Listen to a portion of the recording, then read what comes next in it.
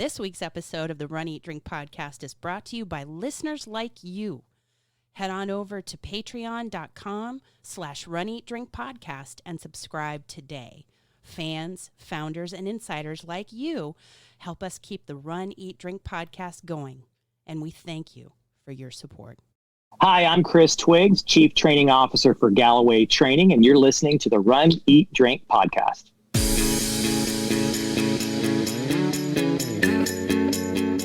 Welcome to the Run, Eat, Drink podcast. We feature destination races from across the country, and after the race, we take you on a tour of the best local food and beverage to celebrate.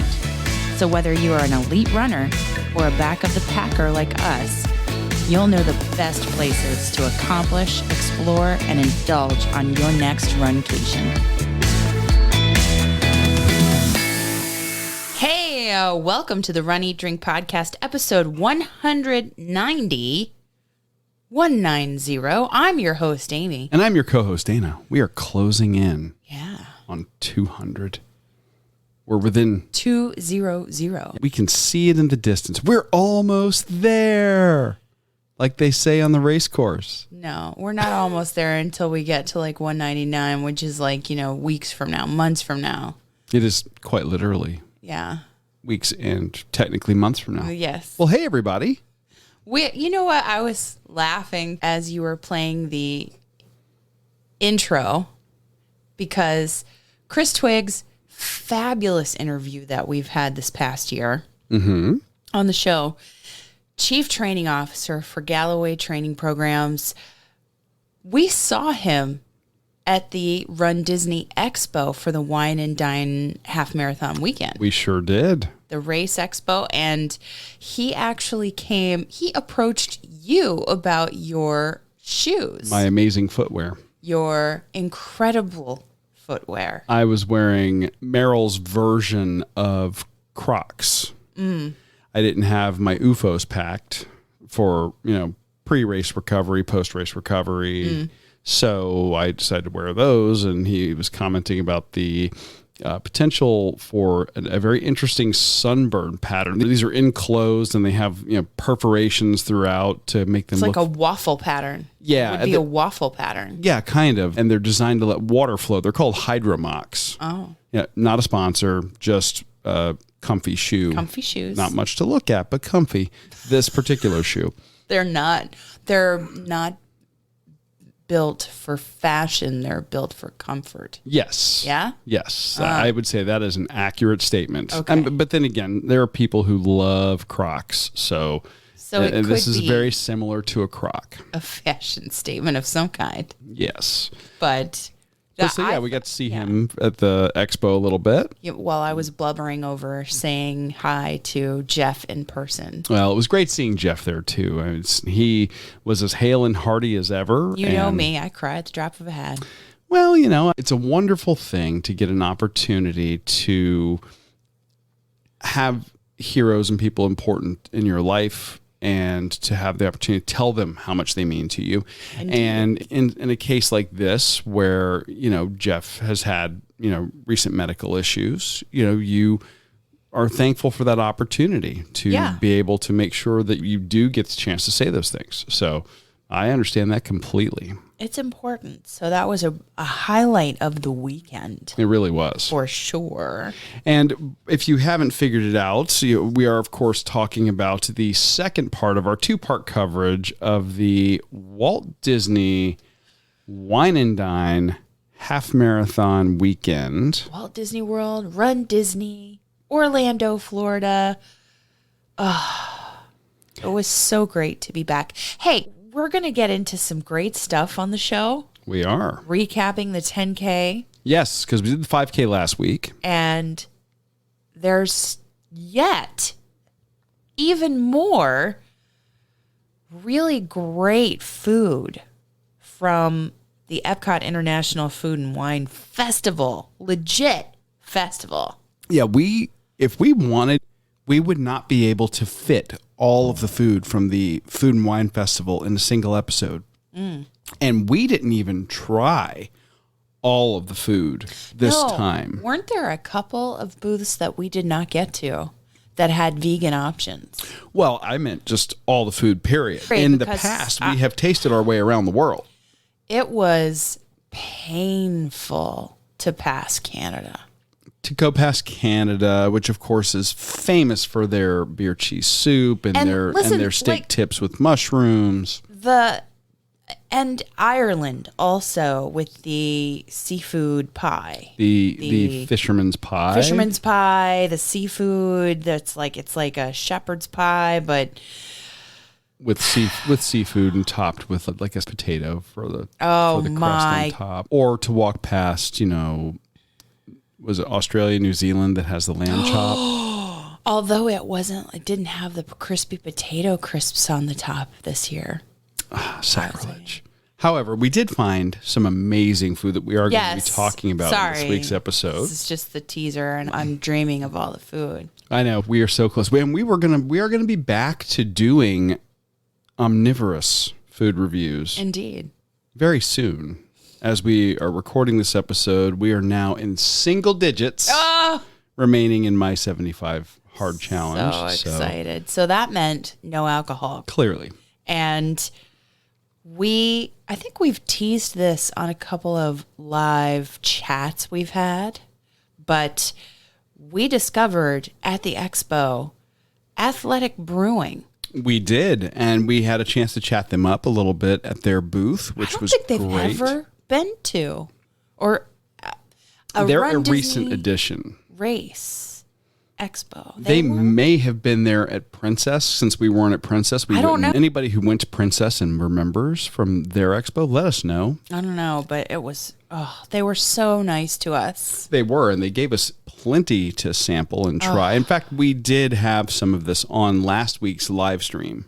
We did. We had a couple of different beers. Beer asterisks. Brews. Yeah. From them. And we have a new one tonight to discuss during the drink portion of our show. And we're going to do it live. Yeah. We're going to record it live to tape. Yes. In honor of Josh's birthday this week. Which is a great, look at that. That's a professional level segue you just did there, because that leads us right into the shout out segment. Yeah. So happy birthday to Josh. We had Fun Size Jen.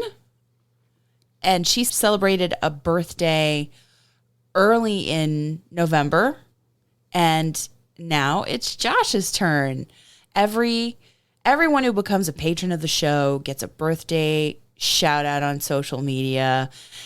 Josh, executive producer of hashtags, do we call him? Yes. You've seen his handiwork, his artistry, if you will, in our live streams, many nights. And he always adds a great amount of color and flavor and discussion, especially when the topic turns towards Chicago style versus New York style pizza. Oh, yes. Just ask his sister, his virtual sister, running through Wonderland, Jen. His sister from another mister.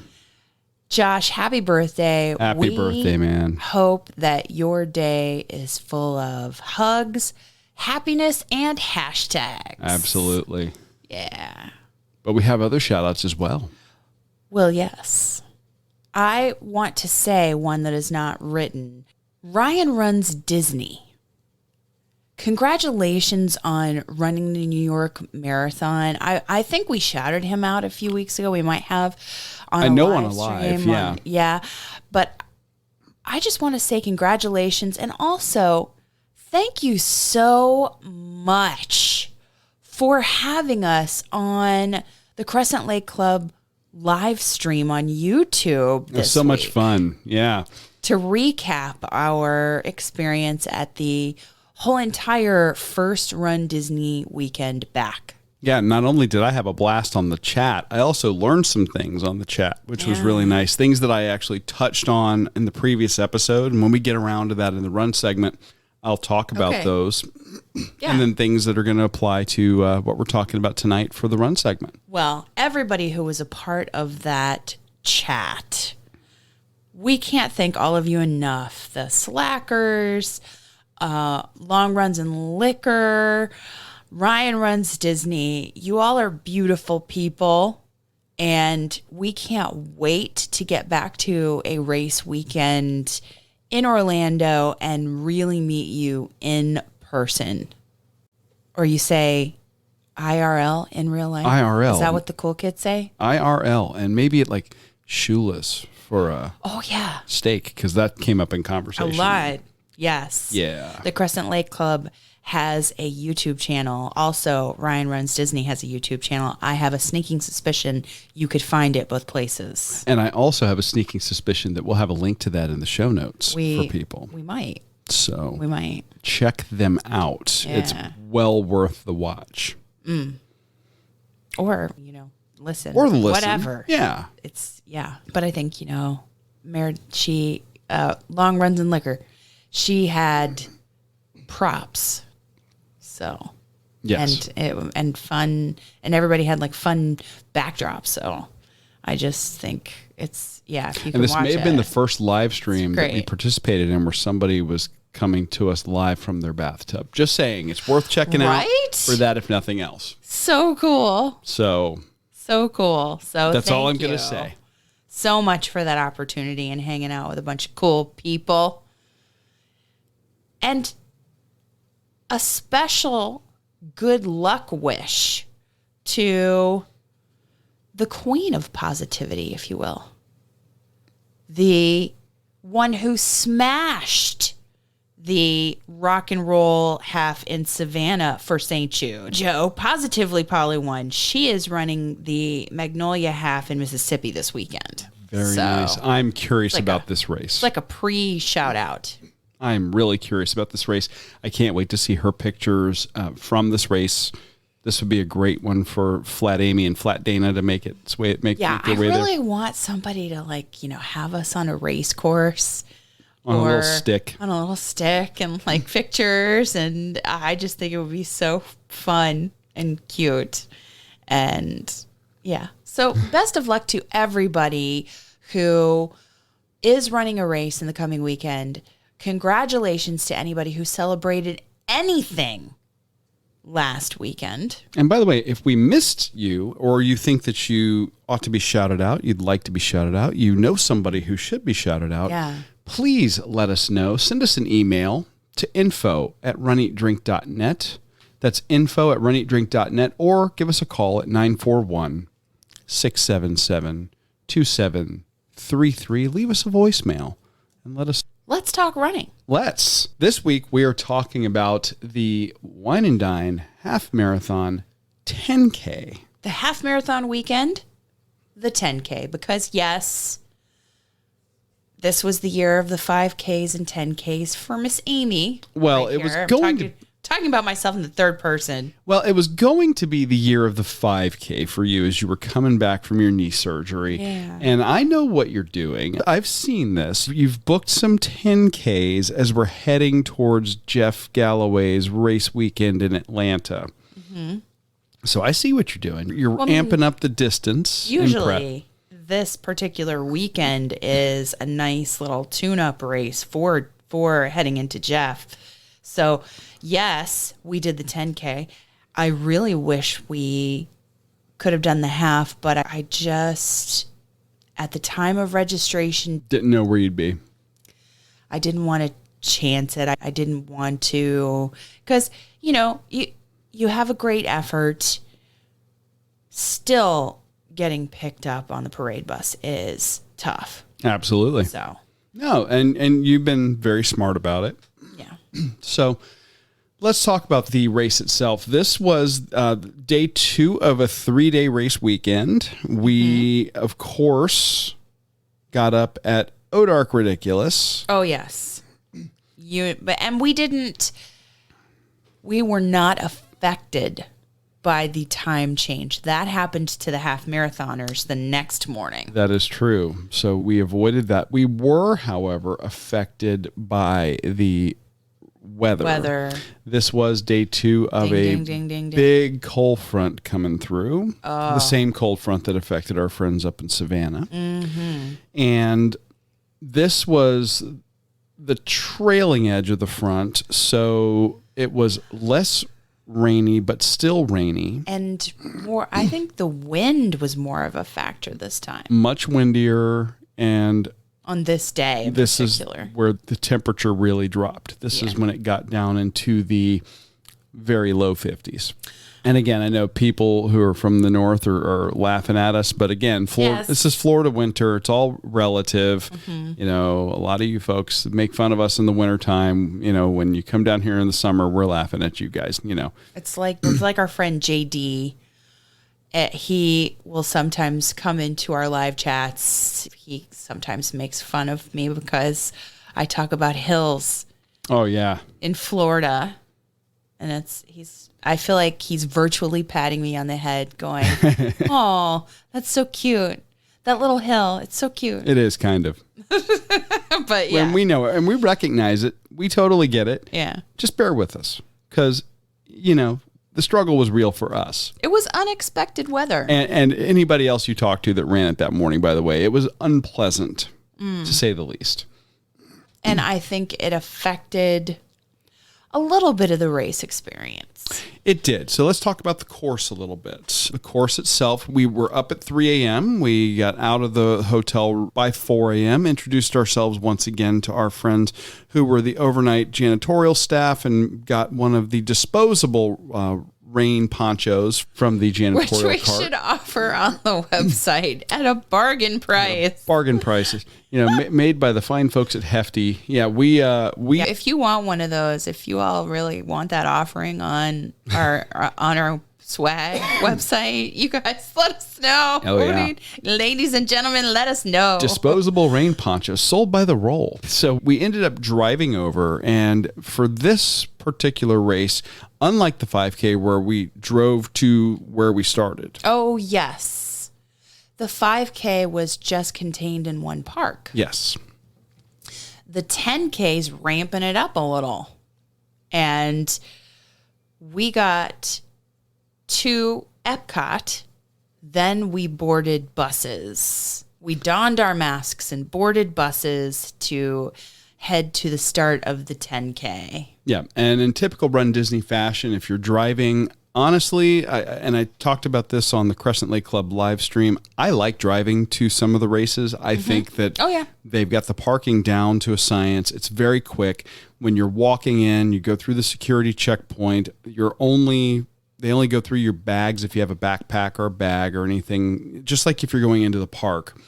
And then you kind of just walk right over to the buses. And it was a very seamless process for us. I think they had us raise our ponchos. That was the one thing. Yeah, they had you raise your poncho up Yeah. to show that you didn't have a bag on underneath. right.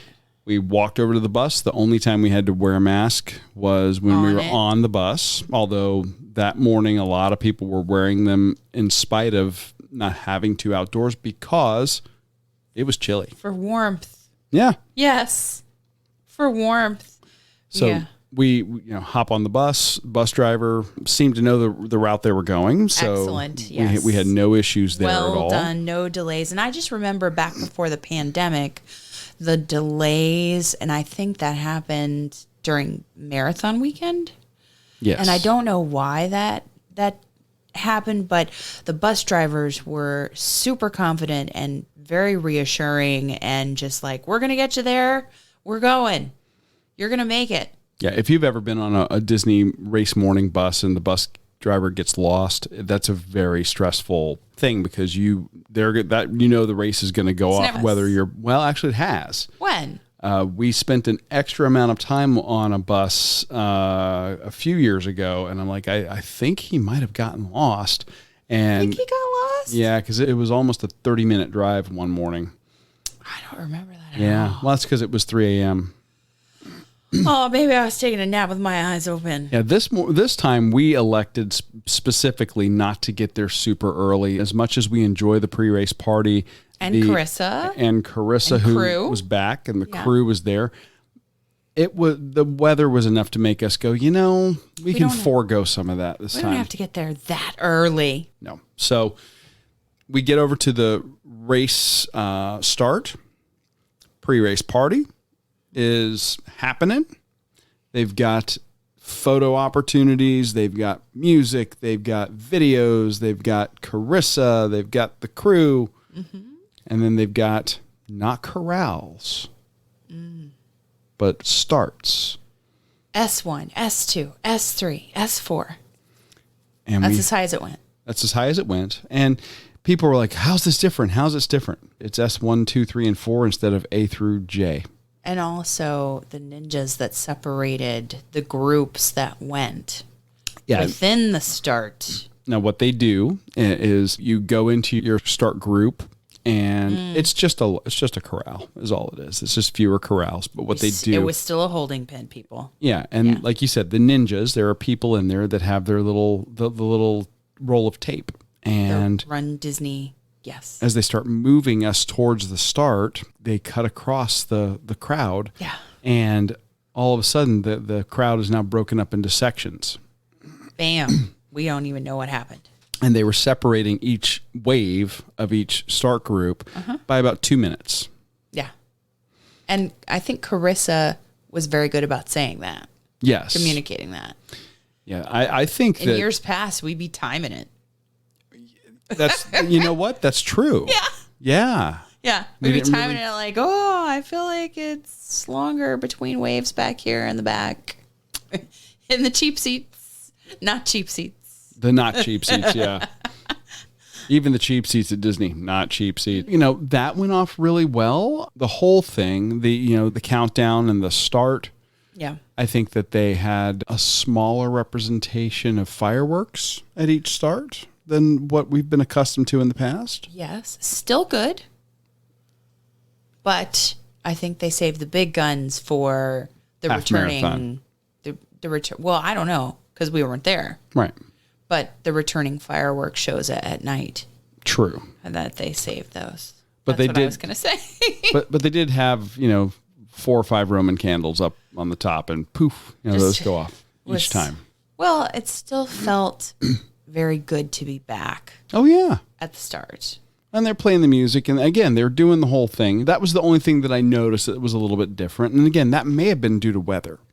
Maybe. That's quite possible. Safety first. This was a soaker of a 48-hour period. Yeah. So we can't overstate that. There really wasn't any let up during that time. The entire state, if you looked at the radar, was covered. Yeah. So the course, you made the comment to me that it was extraordinarily quiet in some parts.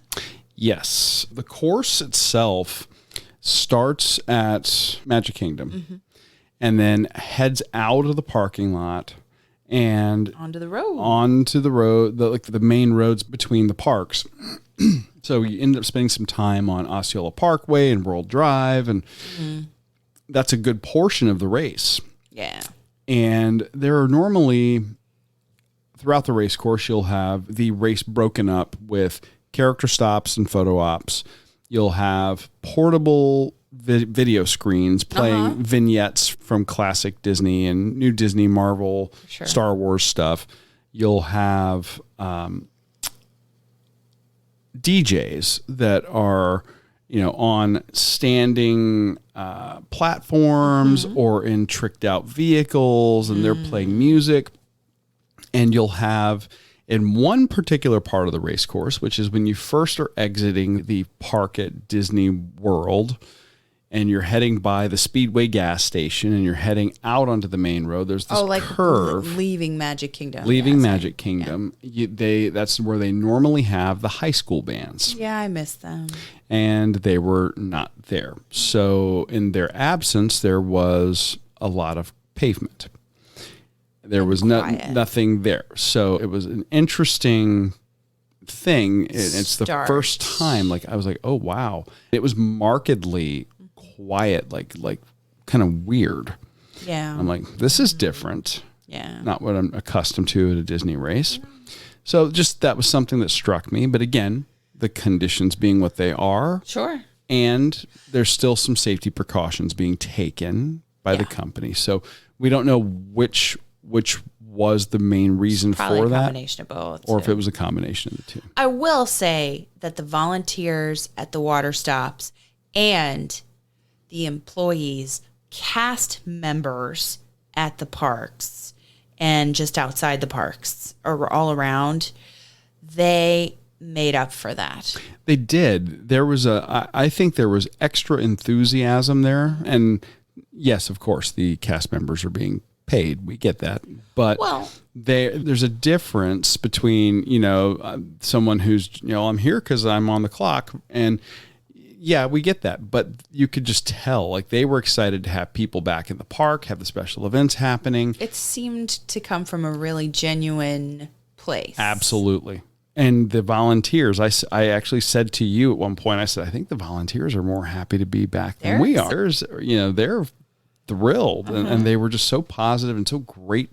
And more than one occasion, cast members and volunteers, they said, we're so proud of you, or I'm so proud of you. You can do it. And it reminded me of the one woman who has since passed away, who would be out on the boardwalk, beach club, yacht club area, resort area. Yeah. Where she had the sign and she was in a mobility scooter, and it would say, "Random stranger, I'm proud of you." Right. So, yeah.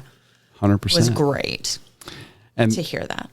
This part of the race course, really from Magic Kingdom, you basically are doing the open road from Magic Kingdom, and then you come off of Osceola Parkway to World Drive, I believe. I don't know all the roads. You know the road. You seem to know the roads better than I do. There's a big looping I off just follow. ramp, and then it takes you to you end up going in the back way at Hollywood Studios. Ah, yes. One of my favorite places. And unlike other races in the past where you do a nice run through Hollywood Studios down Hollywood Boulevard, this is a very short cut through, basically just to get you past the Hollywood Tower, the Tower of Terror, and to the front of the park. Essentially, yes. That's basically it, because they're taking you out the front of the park and then around along the water over towards the boardwalk. Yes. While we were going into the back of Hollywood Studios and to that water stop that's right inside the gate, we encountered a woman who was dressed as Cruella. Yes. And right before we turned into that water stop, she said, I listened to your podcast. She said, and it was so great to see her. And we asked her name, and we took a selfie with her right after that water stop. And her name was Pamela. And her costume was fantastic. She was faster. So once she did her selfie with us, she was like, hey, it was great to meet you. Gotta go. Well, she was smart. She wanted to get some distance made up before that bottleneck over there by the boardwalk. That is true, because by the water, it's just naturally a more narrow path. It's a choke point. I do like that area. I really like that area. And sometimes we would have resort guests come out and clap and cheer. Yes. In the past, we've had more, but I think they were sparse. Some of them were there. Some cast members were there. And along that portion of the race course, they did have a couple of, what would you call them? Not like a diorama, but like a still set piece, right, that you could take a photo with. There were some places that, and I talked about this in the 5K. I said, yeah, they had, a combination of, little scenes and then also characters. Well, come to find out, actually, what I thought were scenes where you could just go take a photo were actually where the characters were supposed to be, but those characters had been removed due to the weather for a little while, waiting for some of the rain to pass. And that was the same issue that we had on the 10K as well. Although as the 10K went on, the rain did let up. I think the character that was closest to us was on that on-ramp headed to the back of Hollywood Studios, and it was the witch with the poison apple. Yes. Did you see that? Yeah. Oh, yeah. I got a good photo of that one. And what was Close. markedly missing from that off ramp was the Green Army Man. Yeah, from you Toy missed Story. that. Oh. I always miss. I love that character. I love that little bit of that barking motivation to get you up and around that off ramp. Well, that one was missing. They needed an evil villain to do that. They did. At that Again, point. keeping in with the theme. Yeah. Now along that water path that we're talking about, going from Hollywood to the boardwalk, they did have a standee or a still of Chernobog, the big monster from Fantasia. Ah, yes. So that you had an opportunity there for a photo op as well. Yeah. And there that was a bridge, that was a little hill, and then the boardwalk and Now Beach Club area. we ended up. I was going to say we ended up, instead of going in front of the boardwalk hotel and around to the right, once we came out onto the boardwalk, we kind of went to the left and headed over towards Beach Club. Yeah. So, see, like you remember the directions we went. I was kind of in a fog of return and counting my steps and counting in the walking as well as in the running to stay ahead of the balloon ladies in the 10K, because yes, there were balloon ladies. We saw them briefly. Not on the race course. At the start. At the very start, we saw them when they arrived. Not on the race course, but you remember all of this. I remember a fog, like, yeah, we were at the boardwalk area. Well, I remember the water. I always remember that because by going to the left and around towards the beach club, you end up having the least amount of time on the actual boardwalk surface. Yeah. Which I always view as a bit of a running hazard. The boardwalk surface is very slick when it's wet. True. And without fail, whether it's raining or not, it's always wet because they pressure wash it overnight. So if you go the other direction around by the, heading over towards the Boardwalk Hotel, and you're going in front of, the Boardwalk Bakery and all of that, without fail, somebody eats it on the boardwalk. I think I've seen 100% of the time somebody just go, butt over tea kettle on the wood. Yeah. I like going to the left. That way you have the least amount of time on the wood surface. That's all. Yeah. So now you started alluding, well, we'll get to your strategy in a second. So Sure. we ended up, we finished the loop. We went into Epcot via the, what is that, International Gateway? Yeah. And then around A little bit of a hill for me. And then we kind of come out near or in between the UK and Canada, and then headed around to the left again towards Spaceship Earth. Past Spaceship Earth, and then Which out. was, with the Spaceship Earth, was illuminated. For the 10K, For it the was 10K, illuminated, and it was a nice sight. I have a very sad gray photo of a Spaceship Earth that looks like the Death Star for the 5K against a gray sky with rain. This time we at least had it lit up. Yeah. And it is very cool. The new lights they've equipped this thing with are really neat. Very true. And then the race ends in the parking lot at Epcot, just like it did for the 5K. And it was so nice to get the shout outs from Carissa. She saw us coming in, and she was kind enough to shout out the podcast right there at the finish line. That was great. Woo, yay. And she got us at the start too. She did. It was so cool. So cool. So now you talked about counting steps, and tell everybody what your strategy was, and then tell everybody what you accomplished. This was the longest race proper that I have run since the knee surgery. Wow. Yeah. 10K. Right. I was a little stressed, to say the least. Other people talk about their running with injuries, and they look good.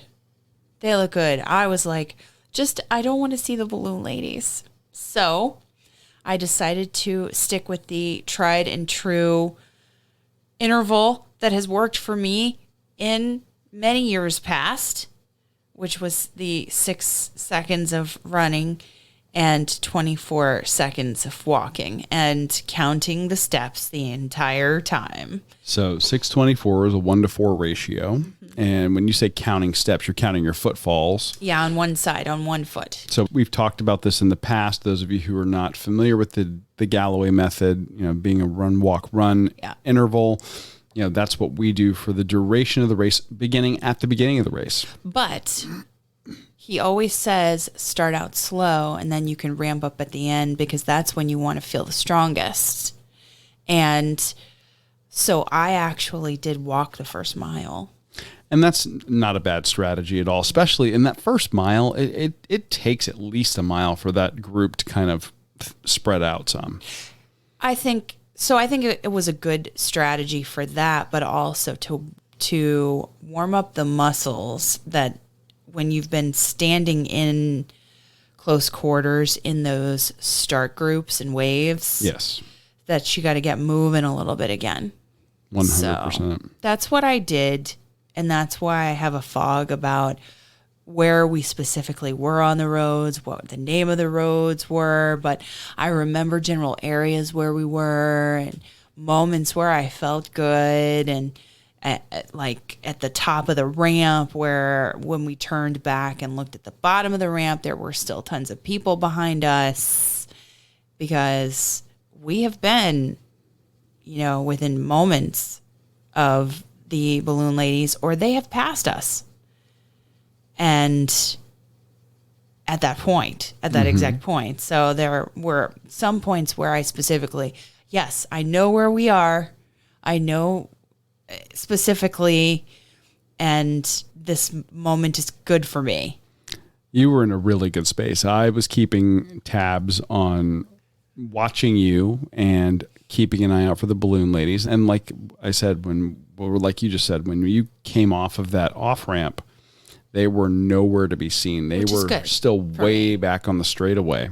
Yeah. So you had ample time. So I felt good. And as a result of your strategy, you achieved a goal. Yes, I did. And I know this sounds not fast at all. I got under 2 hours for the 10K, which is good. It's very good.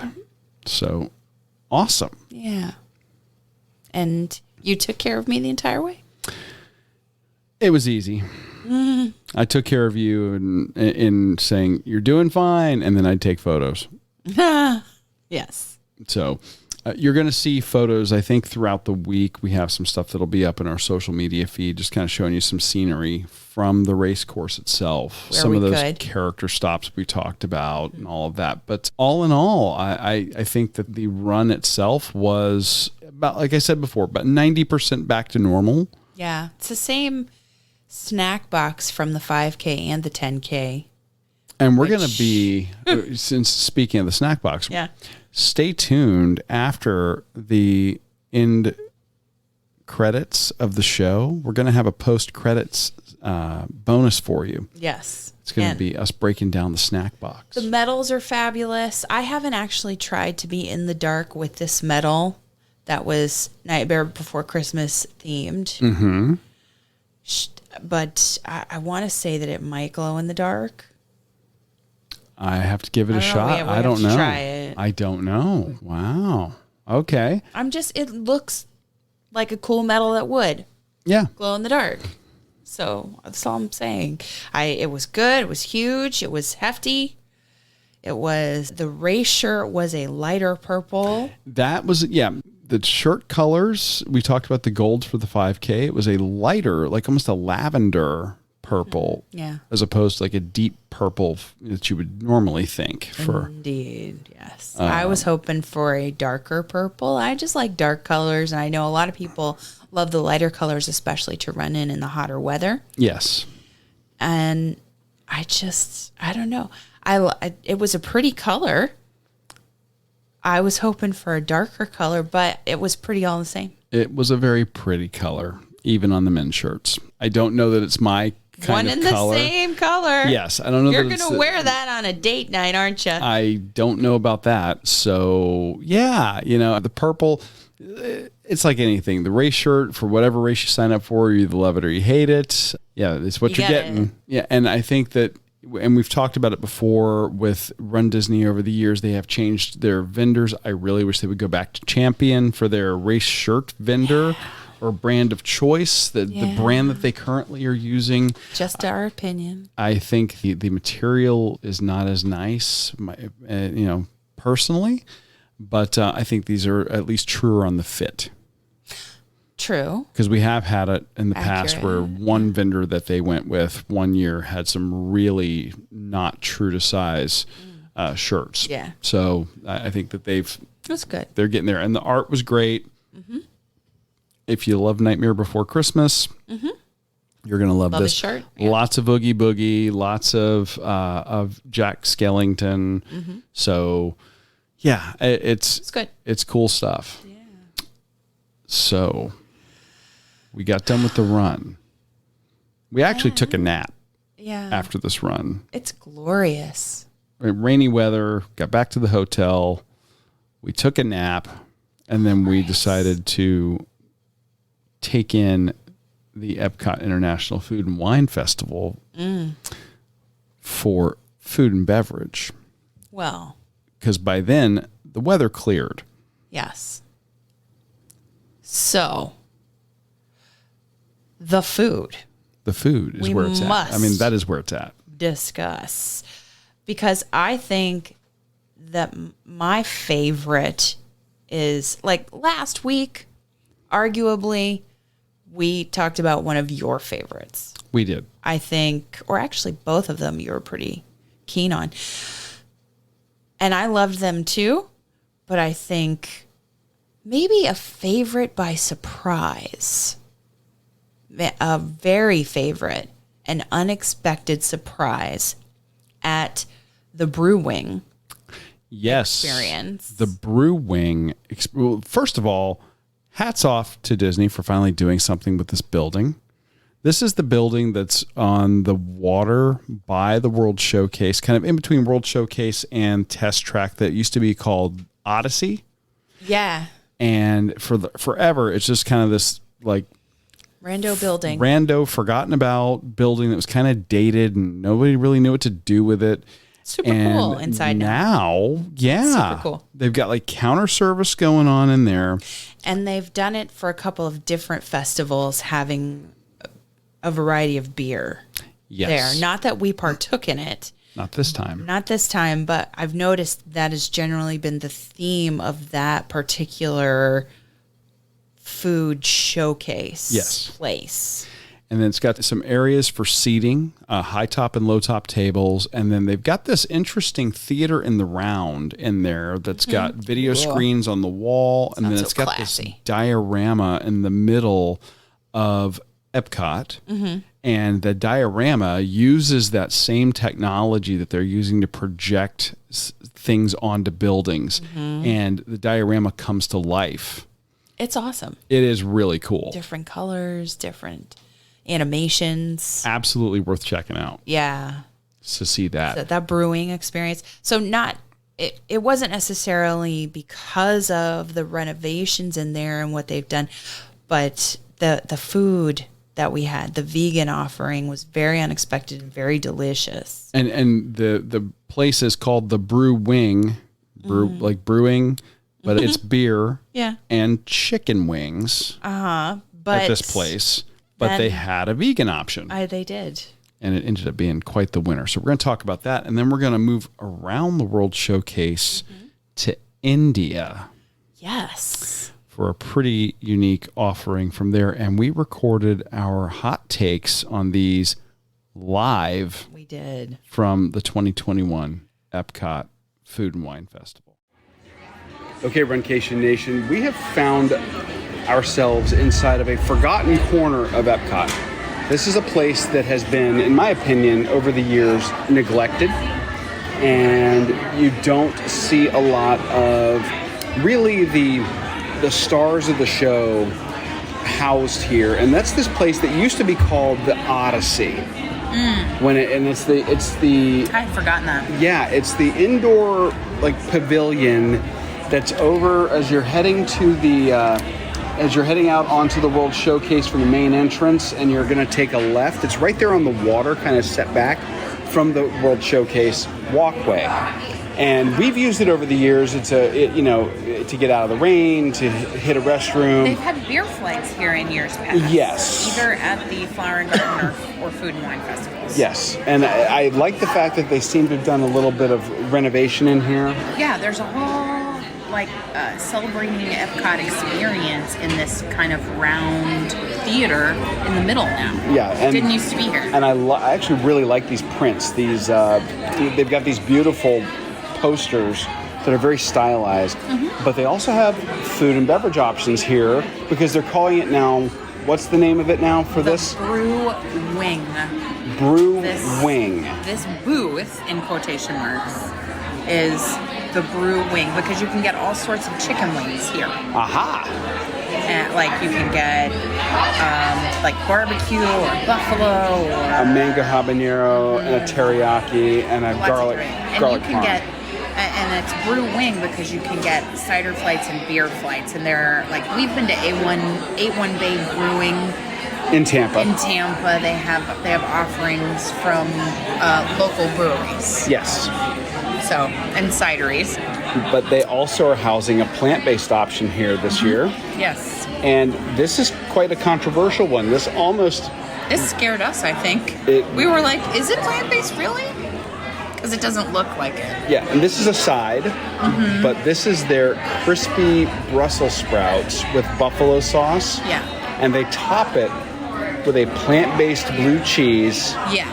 That actually had me fooled. I thought that they messed up and we were going to have to... From the look of it, or did you already taste it? Both. Oh, okay. Have you tasted it yet? No. She's making a face. How can we reproduce this at home? I don't know. What is the secret? I mean, theoretically, because Disney is so good about this, we could go up to that counter and say, let us see your binder. They have an allergy binder that they keep at all the booths. That is true. So...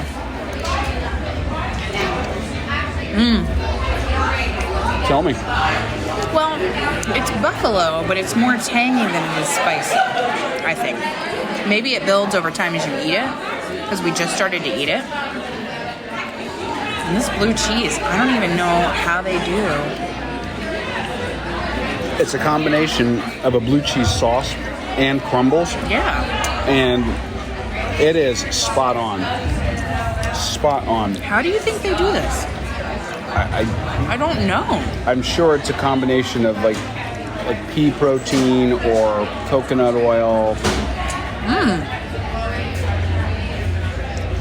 The consistency is spot on. It's perfect. The taste is spot on. And these roasted Brussels sprouts, they're not, because they have the sauce and they're tossed in the buffalo, they're not like the crispy kind. No. But they would have been if they hadn't been tossed. But they're cooked really well. It's not like, you know how sometimes you'll get Brussels sprouts and they'll be, I don't know, they'll be soft on the outside and then they'll be really hard on the inside. And when they're hard like that and they're still a little bit raw, there's a bite to them that can be unpleasant. Like a almost a horseradishy, astringency. We're just not pleasing to the palate at all. But in this case, there are some firmer Brussels sprouts. They've split most of them. Yes. This is surprisingly good. The buffalo sauce itself is delicious. Like you said, more tangy than spicy. Right. So if anybody is worried, they'll say, you'll see buffalo on the menu and be put off by that. Because you may not like a whole lot of spice. And here on their menu, they only have one of their sauces that's denoted as hot. And that's the mango habanero. Yeah. Yeah, I like this. This is satisfying. I love Brussels sprouts as a side. Oh, yeah.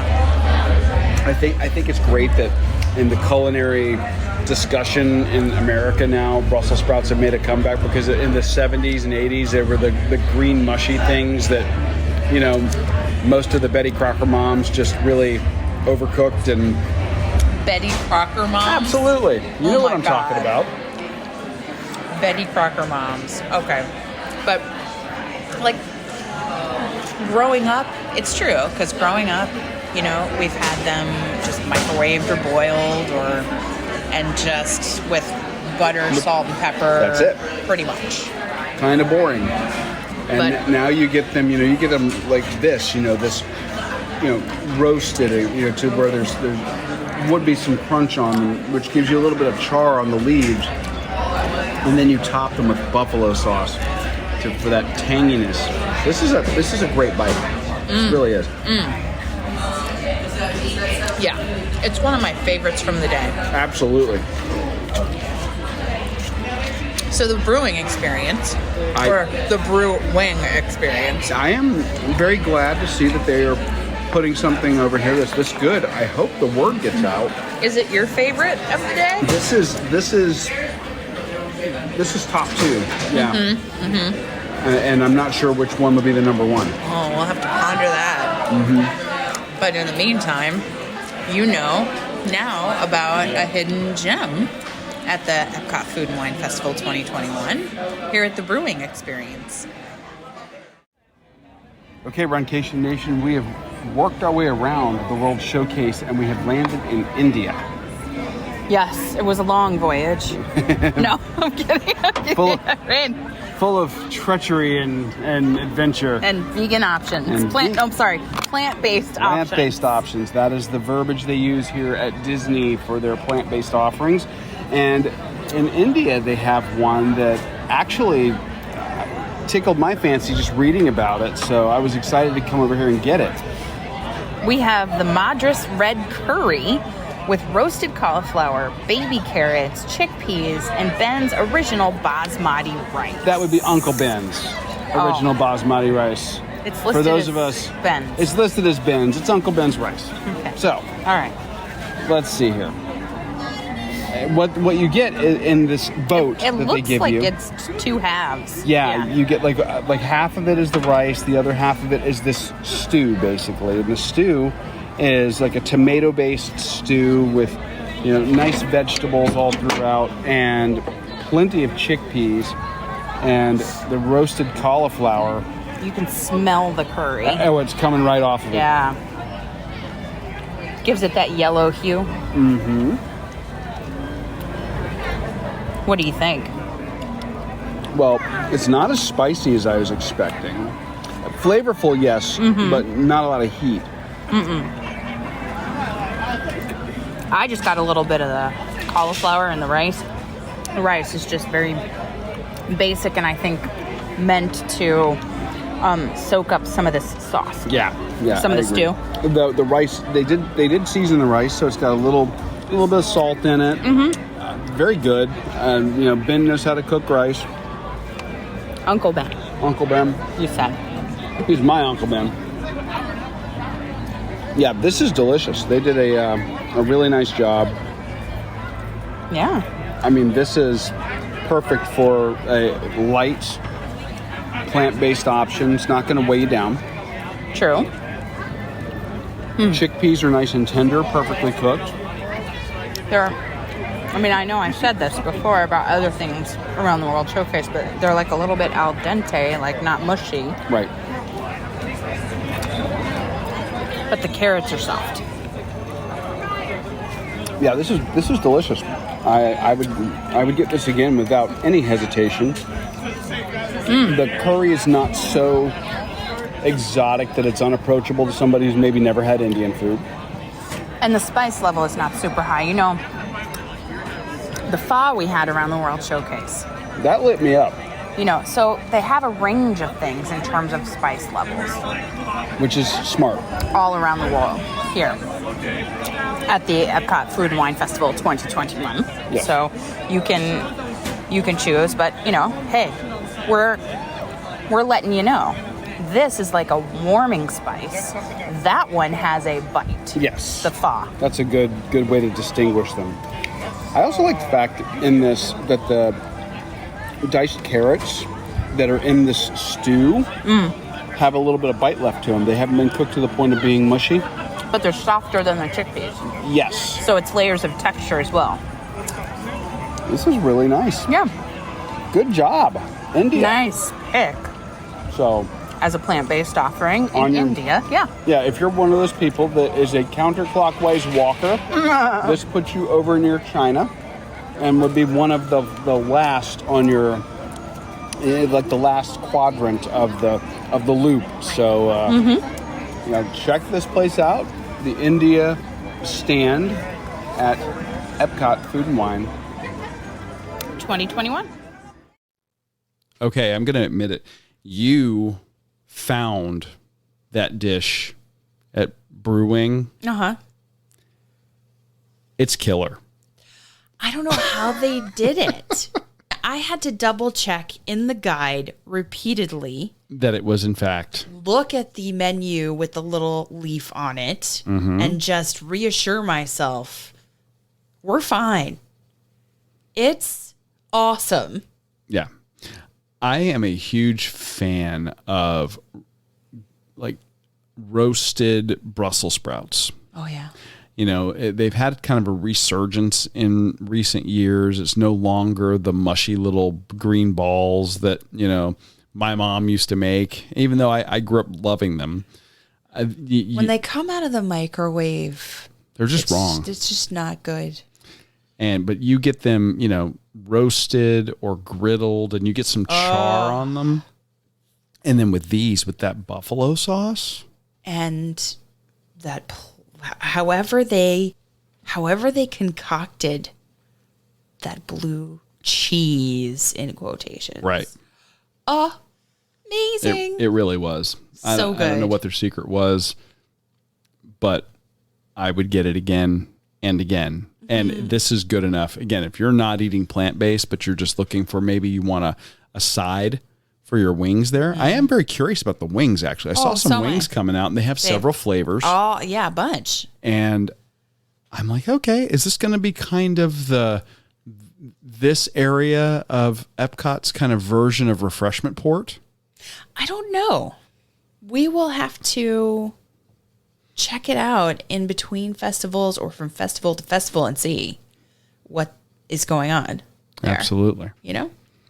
So with all that talk of delicious food, I am thirsty. I am too. And we're sitting here staring at what we're going to be talking about tonight because the folks at Athletic Brewing Company were kind enough to provide us with several samples to try out.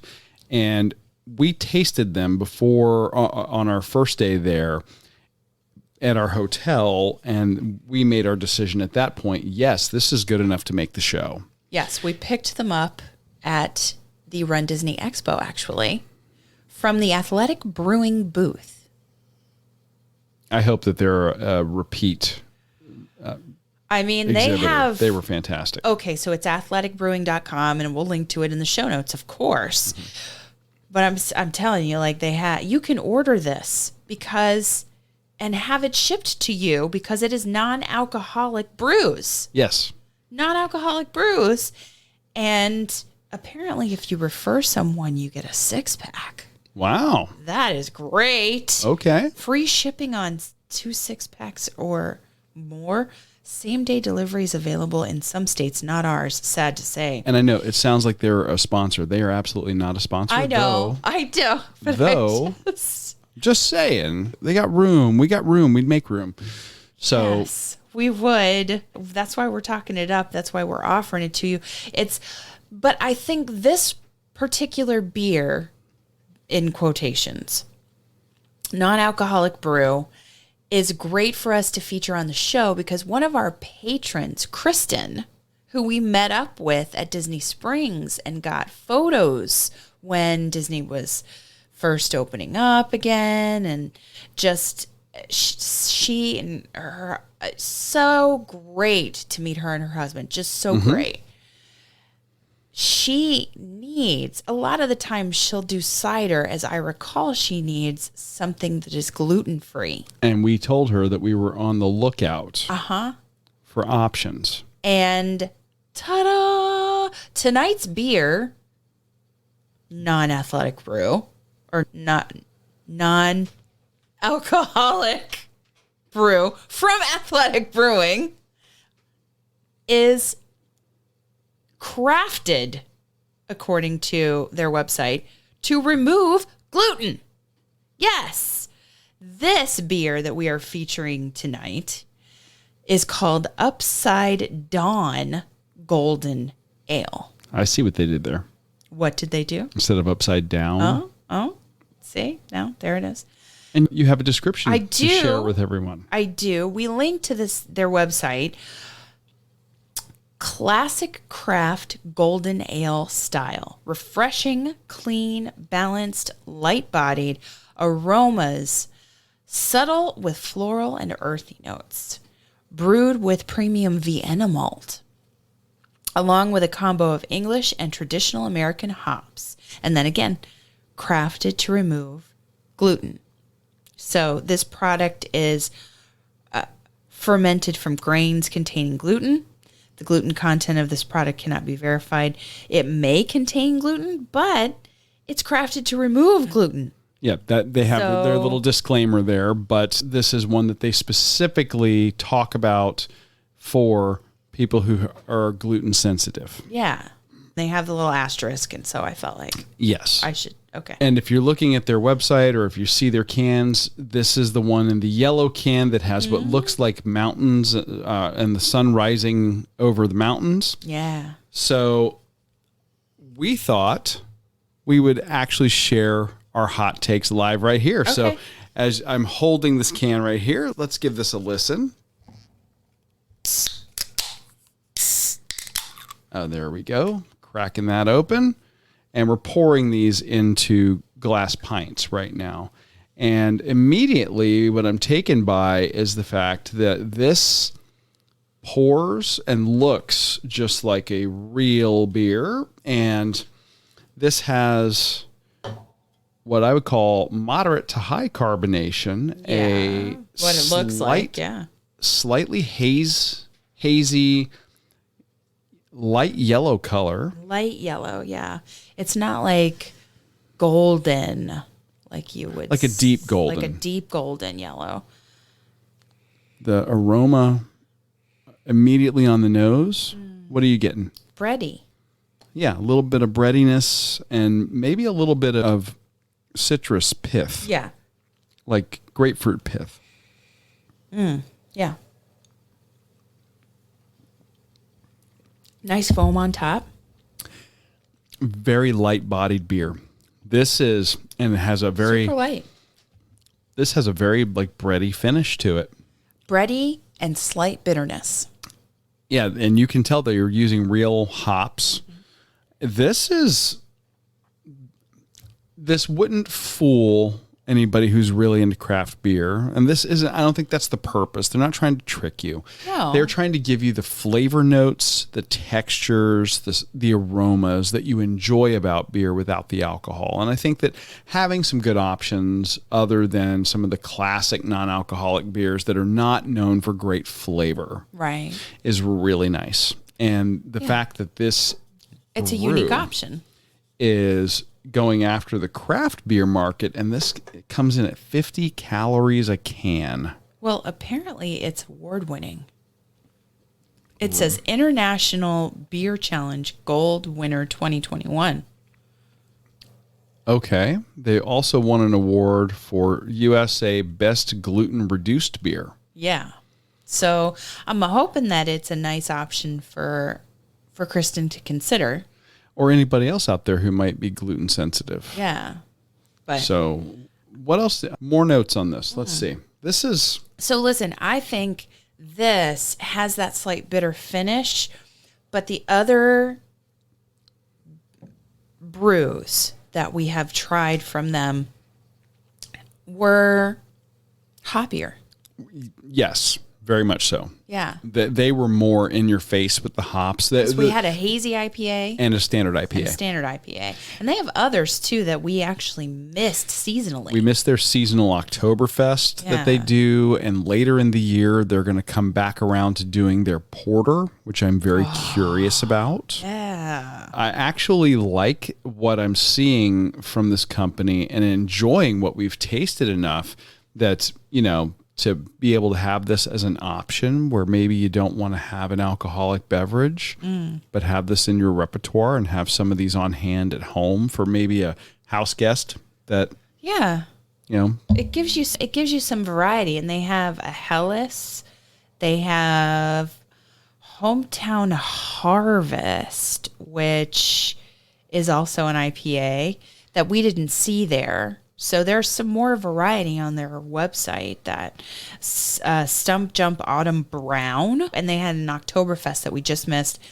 And then they did a brew that was a veterans collaboration as well in celebration of Veterans Day. Because we just came off of Veterans Day celebrations. They do a Mexican style lager And version, a stout. And a stout, all out stout. So I think it's worth checking out if you are in a place where you want to have someone hand in the house like you talked about, or if you want to partake without, like, let's say you're the designated driver. There's also, for our runners out there, the hardcore runners, maybe you're in a training cycle. You're training for a race. During that time, you're looking for something that's lower calorie, and you are, say, maybe for that training cycle, you're off alcohol for that period of time. Yeah. Great alternative. You could have one of these as your post-race recovery beer. This still has your carbohydrates. Yeah. It's just not going to have the alcohol going along with it. It would have been great to have these nice and cold at the finish line, It would have. So, you know how, like, we love those Disney cups? Of course. And we've talked about the post-race beer cart, food truck X cart, if you will. It's a weird cart that they do there at Disney in the post-race area, because they at the same place they're selling not only their breakfast sandwiches, but also beer. Yeah. So it's cool. It is cool. Love it. But also, it's a strange juxtaposition. It would have been really cool to have these there, I think. Very much so. Yeah. But very enjoyable. Check it out. We're going to have a link in the show notes. Check them out if this is something that interests you. I think that you'll be pleasantly surprised. They really are capturing some of the hop flavors that craft beer lovers really enjoy. Which is amazing. And with the three that we've tried, they're doing really well in terms of capturing different mouthfeel, and the styles of the beers are very well represented here. Yeah. Without the alcohol. Yeah. So that is the drink portion, and you know what that means, everybody. That means we are coming to the end of another episode of the Run, Eat, Drink podcast as we press on towards episode 200. I know. It was fun to return to Disney. It was. To have the races back. It was great to meet up with some people, and it was great to have a couple of just fans of the show actually tell us, recognize us, and tell us.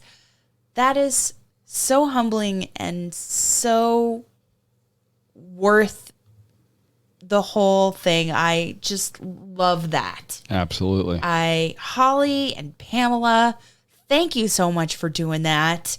And everybody from the Runcation Nation that's met up with us at races, you just make us feel so special and so wonderful. And we're very grateful that you've let us be a part of your lives, and you give us your time in listening to the show. So thank you. To believe that we're heading towards year 5. I know. Our 5th anniversary. And everyone out there listening who may not reach out to us virtually, who actually stop us at live races, we have loved that. And then we've loved to meet all of you that we have met virtually as well. Absolutely. But hey, listen, just because you've stopped and said hi to us in real life doesn't mean you can't reach out to us virtually. Let us know about your accomplishments and shoot us a message if you want to shout somebody out in the Runcation Nation, or if you want to shout out, whatever the case may be, send an email, info@runeatdrink.net. That's info@runeatdrink.net. Or you could call us and leave us a voicemail, and we could play it on the show.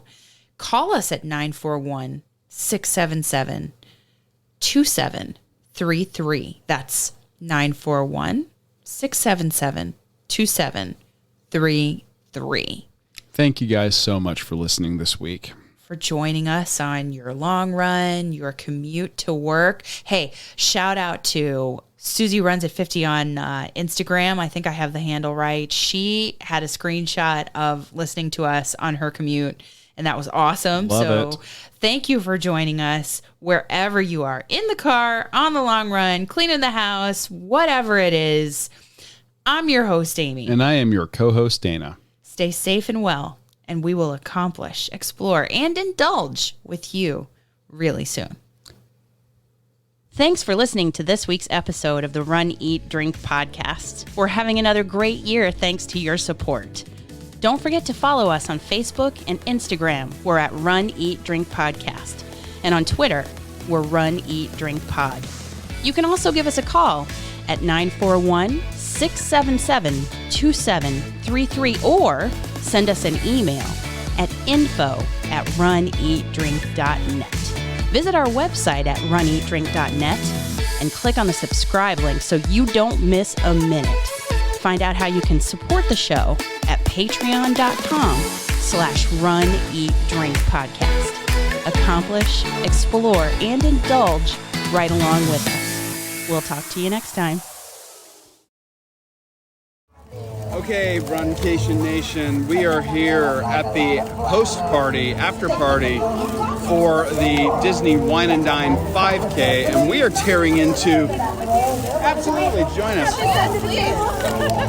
We're tearing into the thing that really lets you know the race is over, and that's your snack box. Yes. And here's what you have. First thing, biggest thing, Bite-sized tortilla chips. by Shearer's. So you got tortilla chips. You have sunflower kernels by Azar. And you have Pepperidge Farm Goldfish Graham. giant graham crackers.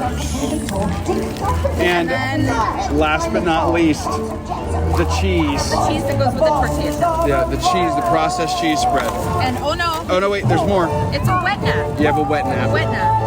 A moist towelette. A moist towelette. So great. We've got the word moist in the podcast. There we go. Oh my God. Who's going to hate us? The Will Run For folks are going to hate us. Yeah. Okay, so I will say on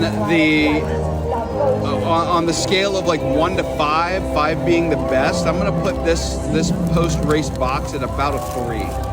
Yeah, because They've had better boxes with more stuff in it in like the past. Oreos and applesauce and Yeah. Right? Like Go-Go do you Squeeze. think that the boxes for the 10K and half are more abundant No. because they're longer distances?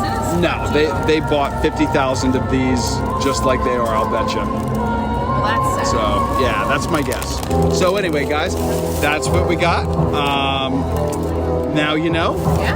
And, you know what you have to look forward to. Enjoy. They'll become more abundant as Run Disney makes its return Exactly. more and more. So, more to come.